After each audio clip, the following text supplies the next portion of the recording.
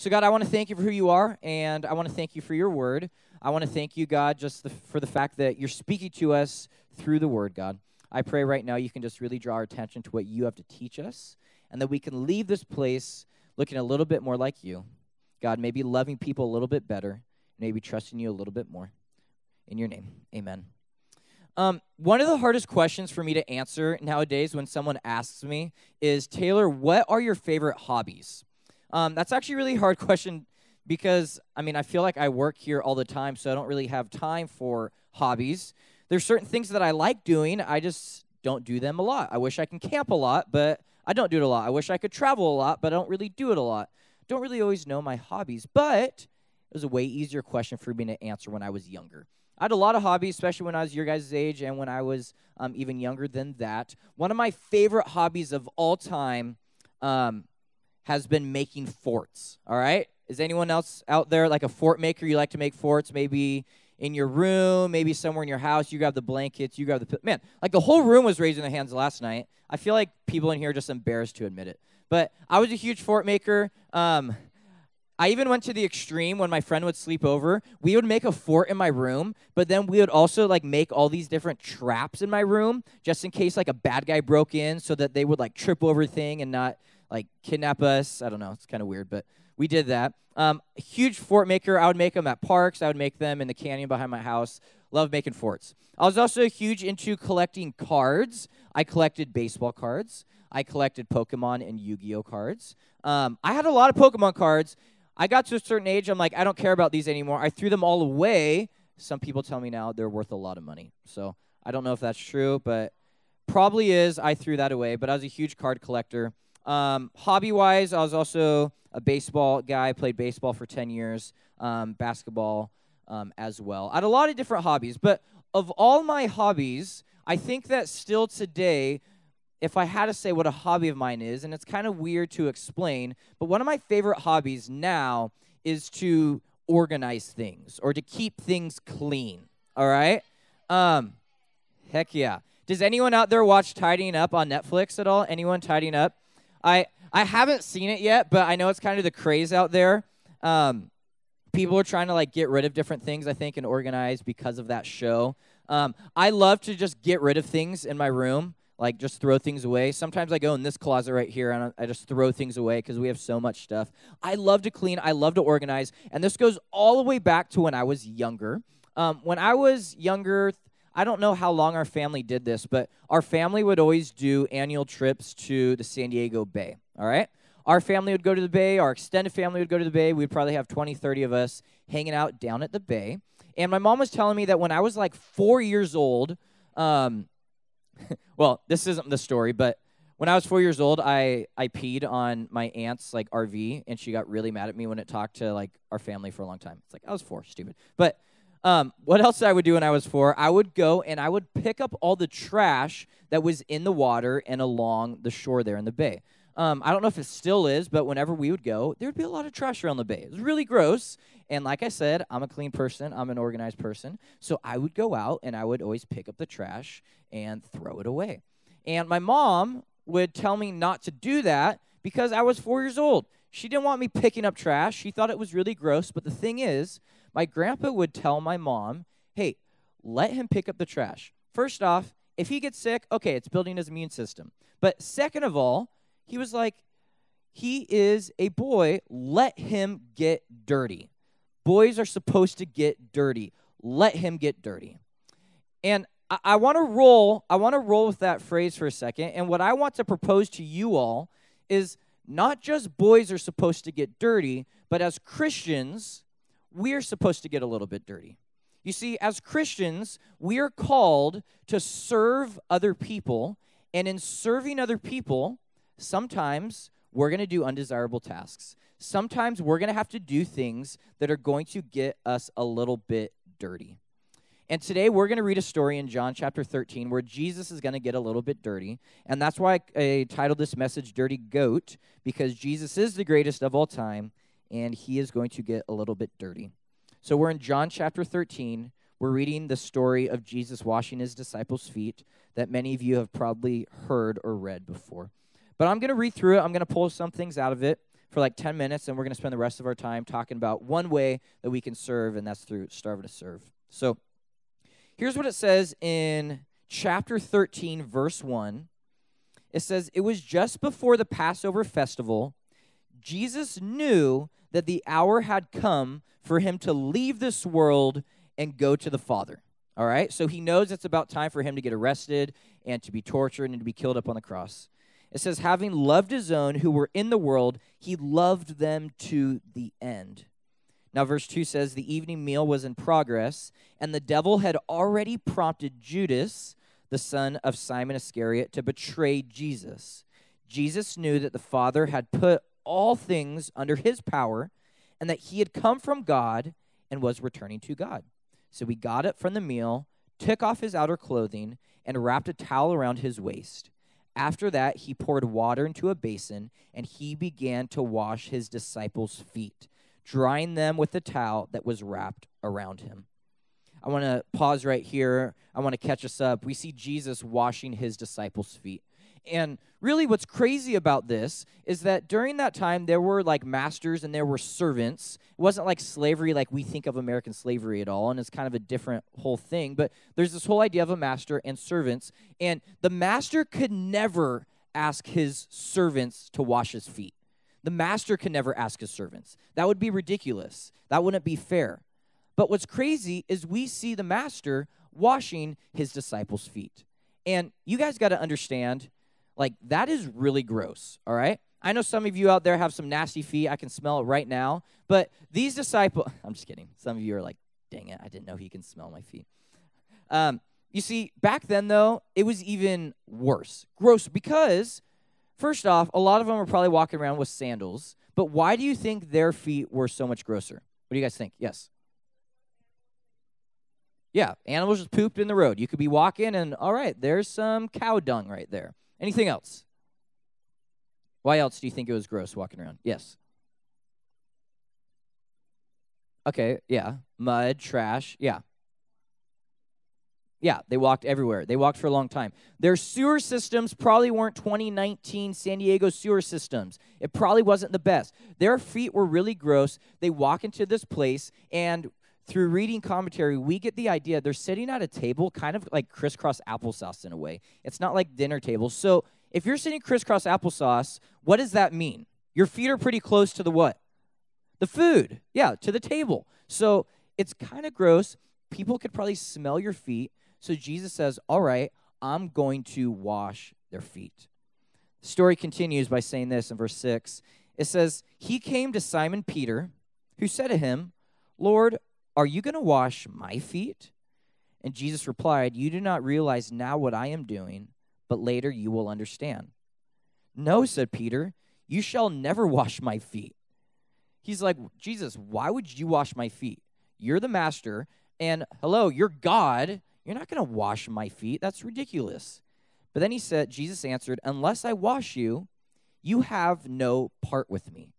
He says, Peter, I need to wash your feet. Because the thing is, if I don't wash your feet, you have no part with me. Zero. And it's this incredible picture of this. You see, Peter had to accept the humble service of Jesus. He had to say, all right, Jesus, I'm going to allow you to wash my feet. I'm going to accept this humility. And the same thing goes for us. We have to accept Jesus' humility of dying on the cross. And the reality is if we do not accept that, we don't have fellowship with God. We can't be in a relationship with God. We have to accept what he did on the cross. And if we don't accept that, we're not in fellowship with the Lord. And he's telling Peter the same thing here. I need to wash your feet. If you don't allow me to wash you, then you have no part with me. And then verse 9 says, "Then Lord," Simon Peter replied, "not just my feet, but my hands and my head as well." So he went from saying, you don't need to wash my feet, and now he's saying, wash my whole body, all right? And Jesus answered, "Those who have had a bath need only to wash their feet. Their whole body is clean. And you are clean, though not every one of you." Who do you think he's talking about? Talking about Judas, who would betray him. Verse 11 says, "For he knew who was going to betray him, and that was why he said not everyone was clean." Verse 12 says, "When he had finished washing their feet, he put on his clothes and returned to his place. And he said, 'Do you understand what I have done for you? You call me teacher and Lord, and rightly so, for that is what I am. Now that I, your Lord and teacher, have washed your feet, you also should wash one another's feet. I've set you an example. You should do as I have done for you. Very truly, I tell you, no servant is greater than his master, nor is a messenger greater than the one who sent him. Now that you know these things, you will be blessed if you do them. So we see this incredible picture here of Jesus washing his disciples' feet. And right afterward, he said, I have set an example for you to do likewise. And some of you are like, I don't want to wash people's feet afterward, Taylor. Is that really what you're asking me to do? Is Jesus really telling me to wash people's feet? Now, good news, I don't really think he's asking you to wash people's feet. But what he's saying is, I set you an example of what it means to serve other people. I set you an example that sometimes service requires you to get a little bit dirty, do things that you don't really want to do, and sometimes even serve your enemies, because that's what he did to Judas. He says, I have set that example. Now go and do likewise. So we as Christians, if you're not a Christian in here, this doesn't apply to you. But if you call yourself a Christian, you need to be a person that goes out and serves. And I don't just mean easy service, all right? Because some of us, we like to serve, and I'm not saying that's bad, but I don't know if Jesus really liked what he was doing, but he still did it. And we need to look and we need to be aware of people that we can serve, and sometimes it's going to require us to get a little bit dirty and do things that we really do not want to do. In this story, we see Jesus being humble. We see humility on full display. And what I want to do is I want to tell you guys two different things about humility, because I think that a lot of us misunderstand humility. I think our culture kind of misunderstands humility, but we learn from Jesus here exactly what humility looks like. So pull those note sheets out, and the first thing that you guys can write down for lessons on humility is this. Humility is not thinking less of yourself, but thinking of yourself less. Humility is not thinking less of yourself, but thinking of yourself less. I think oftentimes people think if you're humble, you just kind of walk around like, yeah, you know, life's whatever. You might think I'm gifted, but it's nothing. And people try to downplay their gifts, and, you know, they think like, I'm really nothing. But that's not really what humility is, all right? I want to give you an example. I'm a huge basketball fan, NBA fan, and I'm a Lakers fan, so most of my life I've been a Kobe Bryant fan, and most of my life I shouldn't say hate, but I've not been a huge fan of LeBron James, all right? LeBron James, if you're not a basketball person, he is one of the greatest players to ever play, but because I'm a Kobe fan, I don't like LeBron until he signs with the Lakers this past year, and I'm like, crap, all right, I guess I have to be a LeBron fan. So now I am a LeBron fan. LeBron, like I said, he's a leader in the stats. Some people argue he is the GOAT in basketball. Now, if I was talking to LeBron James and I said, hey, LeBron, like, you're really good. Like, you are awesome. You're such a good player. Some of us might think it would be humble for him to downplay that and say, no, I'm not really that good. It's, you know, whatever. Like, if LeBron downplayed it, that would be dumb because he is really good. It's not humble to do that. It's not humble to think less of yourself. Humility is when you think of yourself less. Humility is when LeBron James says, yeah, God has given me these things. Yeah, I know I am pretty good, but I'm not going to focus on myself. I'm going to focus on other people. That is what humility is all about. And we see that here with Jesus, because the thing about Jesus is I think he thinks he's like worth a lot. I think Jesus knows he's God, and I think he thinks a lot about himself. He's God. But despite that, in this story, we see him not thinking about himself, but thinking of his disciples. And what's even crazy about it is what's about to happen to Jesus. What's about to happen to him? He's going to be arrested soon, and he's going to be killed on the cross. And because he's God, he knows the pain he's going to go through. He knows how bad it is. He is in a horrible circumstance, but despite his circumstance, about the reality about what's going to happen, he still decides to serve. He's not even thinking about himself. Like, if I knew tomorrow I was going to die and get killed, I think I would spend today thinking about myself. I'm going to have my last meal. I'm going to be saying goodbye to everyone I love. I'm going to be heavily thinking about myself. And I'm not saying Jesus didn't do some of those things, but he still very evidently is thinking about others. That's what humility is. Humility is when we think less about ourselves. And let's be honest, that's hard. That's hard. Because when you wake up, the first person you think about is yourself. The first person I think about is myself, all right? I wake up, and I'm like, all right, I'm tired. I don't want to get up, but I get up, and then I shower, and then I get dressed. I try to smell good, look good, get ready for the day, and I'm thinking about myself, all right? Some of you might say you don't think about yourself, but when you saw the camp photo, the first person you're probably looking for is yourself. We think about ourselves, all right, constantly. But humility is the opposite. It's thinking about yourself less. There's a passage I want to read to you. It's one of my favorite passages. You've probably heard it before. You don't have to flip there. I'm reading out of my translation in Philippians chapter 2. I'm just reading verses 3 through 5, I believe. But just listen to these verses, please. It says, don't be selfish. Don't try to impress others. Be humble, thinking of others as better than yourself. All right? We live in a society right now that says everyone is equal. And that is true, but here Jesus says act as though everyone is better than you. All right? So that means you are lower than them. And then it goes on and it says, don't look out only for your own interests. So you could still look out for your interests. You could still shower. You could still get dressed. All right? I hope you do those things. But then it goes on and it says, but take an interest in others too. Take an interest in others too. We're to be people that think of ourselves less and think about other people more. That's what humility is. That's what Jesus did here. And the second thing that we learn about humility, the second lesson, is humility does not allow your status to get in the way of your service. Humility does not allow your status to get in the way of your service. Whenever we watch movies or whatever, we get this picture of a king who's sitting up on a throne, and he's relaxing. He's getting fed fruit. He's getting fed like grapes and berries, and maybe someone is like washing his feet, or there's palm fronds on him. This is the picture we get of a king. He's being served. He's allowing his status to get in the way of his service. But when we read Scripture, that's not the picture we get of Jesus. We get a picture of him out of the throne, down on his knees, washing other people's feet. He does not allow his status to get in the way of his service, and there's a lesson there for us to learn. Because some of us, we're going to go through different times in our life where we might think we are better than others. And that's not a good thought, but I think that's the reality of life.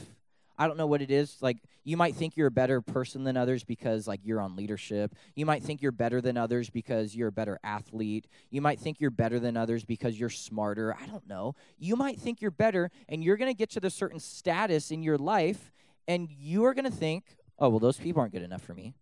Those people over there, do you know who they are? Do you know what they do? Do you know I'm smarter than them? I'm not going to hang out with them. I'm not going to serve them.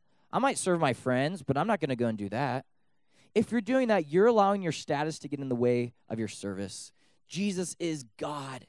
He came off of the throne of heaven, and he came down to serve us. We see the story of him serving the disciples' feet, but we know he served us by dying on that cross. It's crazy.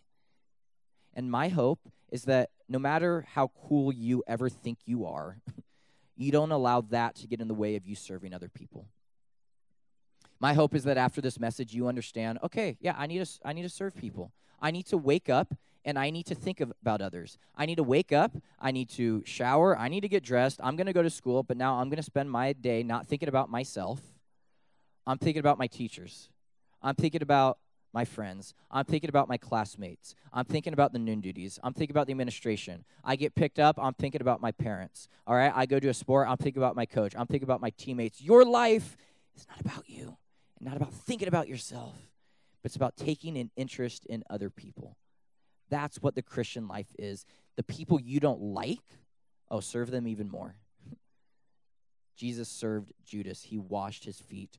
We are going to get a little bit dirty. And my hope is that when you leave this place, you don't just say, well, I guess I got to do this because I'm a Christian. But my hope is that you guys are starving to serve other people and that you want to go out and you want to be a light. and you want to go out and you want to love people because you know by loving and serving other people, you are loving God. You are pleasing him. That is my hope. What I want to do with the rest of our time is I want to talk about a service opportunity that my hope and my prayer is that every single person in this room, whether or not you've paid attention to any of my message, takes a part in. It's a service opportunity where it's not one that you are going to get dirty in, all right, luckily for you. But it is a service opportunity that you guys can really make a huge difference in your own life, in this community, and in the world around you. So this thing is called Starve and Serve. And there's a lot of 8th graders in this room that did Starve and Serve last year, so you know what Starving to Serve is. By a show of hands, who in here does not know what Starving to Serve is? You have like zero idea what Starving to Serve is, all right? So Starving to Serve is this fundraiser that we are going to do as a ministry. About 400 junior high students from our campus, from Ramona, from Fallbrook, from Carlsbad, yes, thank you. San Marcos isn't doing this year, but I knew I missed one. And Carlsbad, about 400 of us are going to be doing this fundraiser where we are raising money to raise awareness and to raise financial support to stop world hunger. All right, that is why we're doing this. And what you guys are going to do is you guys are going to try to raise a lot of money, and you're going to donate that money, and we're trying to raise $100,000. Last year, we raised $113,000, all right? Crazy. We're not going to try to raise the bar, but we're going to say we're going to try to raise $100,000, and a lot of it is going to go toward ending world hunger. But in doing this, and this is the crazy part, because some of you are like, all right, I'm on board. Heck yeah, I'm doing this. But what you're going to do is you're going to raise money because you're going to starve for 30 hours. You're going to go without food for 30 hours, all right? And here's the thing, all right? Some of you think that's crazy. Some of you are like, why the heck are you asking us to do that? Let me tell you. Here's the reason. You're going to starve for 30 hours, and after the 30 hours are up, you're going to be like, that sucked. I really want to eat, all right? But our hope is that you think it sucked, because we want to raise awareness in your life, because there's people in this world that they starve for 30 hours, and then they starve for 30 more hours, and then they starve for 30 more hours, and I don't know how many more hours, but then they die because they don't get food, because there's nothing for them to eat. And that's why we're doing this, because we don't want that pattern. We don't want that pattern of millions of people that go without food and then die, and especially die without ever even hearing the gospel of Jesus. So we're going to raise this money, and our hope is that we raise $100,000. Our hope is that we raise even more than that, but we're aiming for $100,000. And to do that, we need each and every one of you on board with this mission. What's really cool is the more money that you raise, then you're going to qualify for different prizes, all right? If you raise, I think it's like $60, you get a Starve and Serve sticker. If you raise $120, you get a Starve and Serve t-shirt. After that is Starve and Serve socks, Starve and Serve sweatshirt. If you raise $5,000, you get a Nintendo Switch. And the top money raiser out of everyone, out of all 400 students, is going to get an iPad mini that we give to you for working really hard and raising that money. So that's a way to motivate you, encourage you to do it. But even without the prizes, we hope that you guys are on board. 50% of the money that we raise is going to go to Outside the Bowl. And a lot of you know what Outside the Bowl is, and we love Outside the Bowl. And I encourage each and every one of you to go to outsidethebowl.org and read more about them. Because when people ask you, what is Outside the Bowl? And you're like, go ask Taylor, then that's not really ideal, all right? Outside the Bowl, they go into impoverished nations, and they build soup kitchens there. Then once they build these soup kitchens, they make soup. They sell it to organizations for super cheap, and then these organizations are able to feed those that come to them. The organization they partner up with normally are those that teach the gospel, so it's not just about the food. It's not just about the physical starvation, but it's about the spiritual starvation that so many people in this world have as well. So we're going to try to raise a lot of money for them, all right? We're also going to raise money for missionaries. Each campus is supporting a different missionary. We are supporting Paul Pirelli. Paul Pirelli is one of our 8th grade small group leaders. He's also a Bible teacher at Tri-City Christian School. And he has an incredible school. He had this incredible vision. We might have him share it at TNL soon. But this incredible vision And he went into this country in Africa. He built this school there, and now he's trying to get a hospital built there. So some of the money we raise is going to go toward that. And then a smaller percentage of the money is going to go toward a service project we're going to do up at Adventure Whitewater. Kelly, their caretaker, isn't in the best health, so we are going to try to raise money to go up there and do some projects that he normally would do that he can't do anymore. Fortunately, we can't really bring you guys along on that one, which I know you guys would be stoked about. But we as a staff are going to go up and do that. But I want to talk through exactly how this is going to work. I'll take questions at the end because there's going to be a lot. But pull out those note sheets. I hope you still have them on you. If you want to get involved, which I hope is every one of you, first thing you got to do is pick up a permission slip, turn it in, and you will get an envelope, all right? We might call it an envelope. We might call it a packet. We might call it a sponsor packet. These packets are where you are going to collect your money. But first off, the permission slips just look like this, all right? They look like this, and they are on the wall right in front of the game room. So once we dismiss you, grab one of these. You need your parents to sign this. Basically, they are signing that it is okay for you to go without food for 30 hours, all right? We don't have the packets on us, the envelopes on us today, but bring this Tuesday night, give it to us. We will give you an envelope back, all right? Next thing to write down is once you have that envelope, start collecting money. In that envelope is where you will put all your money, all right? Some of you are going to raise $25. That is the minimum you have to raise to go to our event. Some of you in this room might raise $2,000. Some of you, if you're crazy, no one's done this, but the switch is $5,000. If you raise $5,000, that will be legit. Last year, our top money raiser, I think, was a little bit under $3,000, though. So it's still, a huge jump to get to that. But you're going to put all your money in there. We're taking cash. We are taking check. Unfortunately, we aren't taking card. There's only one time we're taking card. I'll explain that in a second. So if you have some aunt that lives in, Utah, then maybe your aunt Venmos your parents, and then they write a check. Maybe you tell your aunt about it this week so they can send a check in the mail.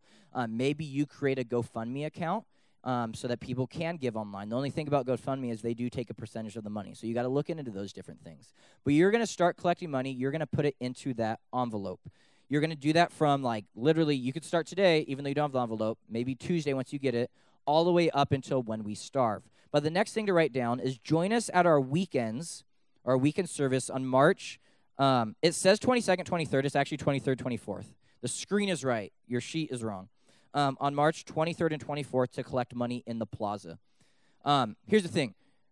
You guys cannot bring your envelope to weekends, and after we dismiss you, go and ask adults down below. You cannot do that until this weekend. That's the only weekend you can do it because the church doesn't want us to be a church where we're asking money from people every single time they come to church, all right? But that is the weekend. You're going to want to make sure you're here. I would afterward today tell your parents, I got to go to church that weekend because our hope is that you're raising money before then.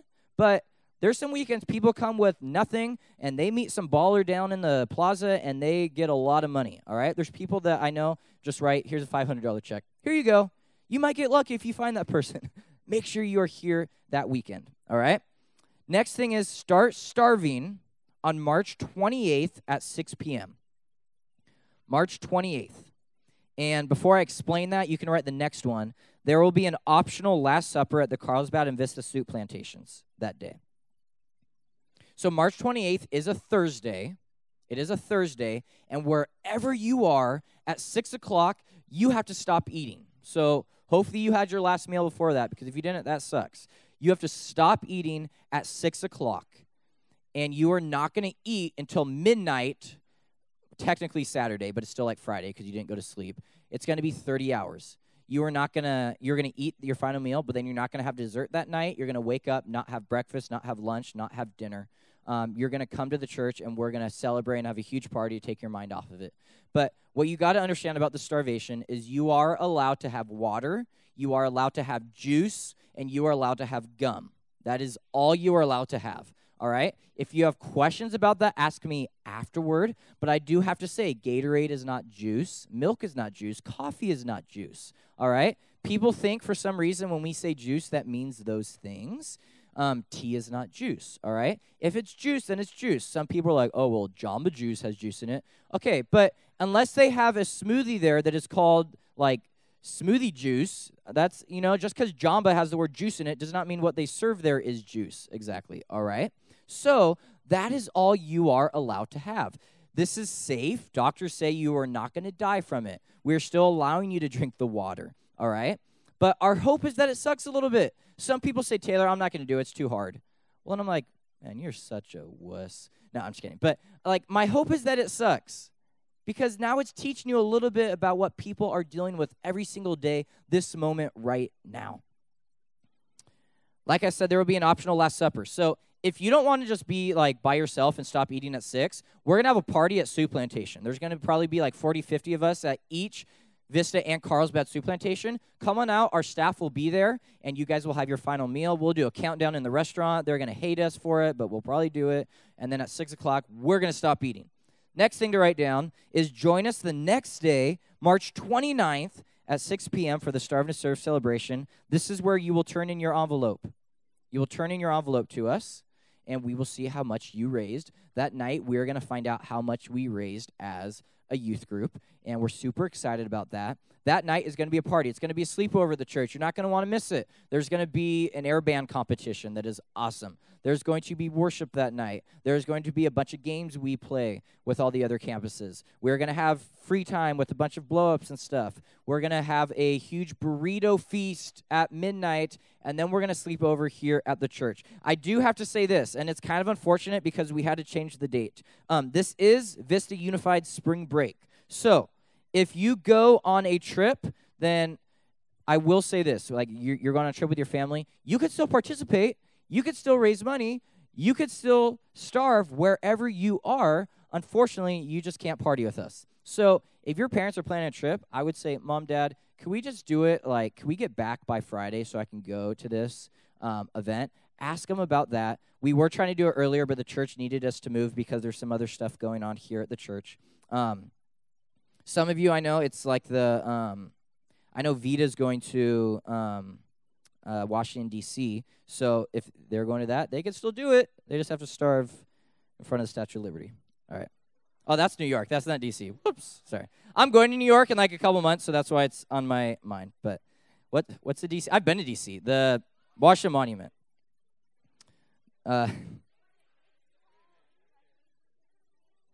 At midnight on March 30th, we will eat again. I already explained that. We'll have a burrito feast. We'll have carne asada, pollo asada. We'll have guacamole. We'll have everything there. It's going to be really good. Last thing is collect your prizes in early May. That is when they will be ready.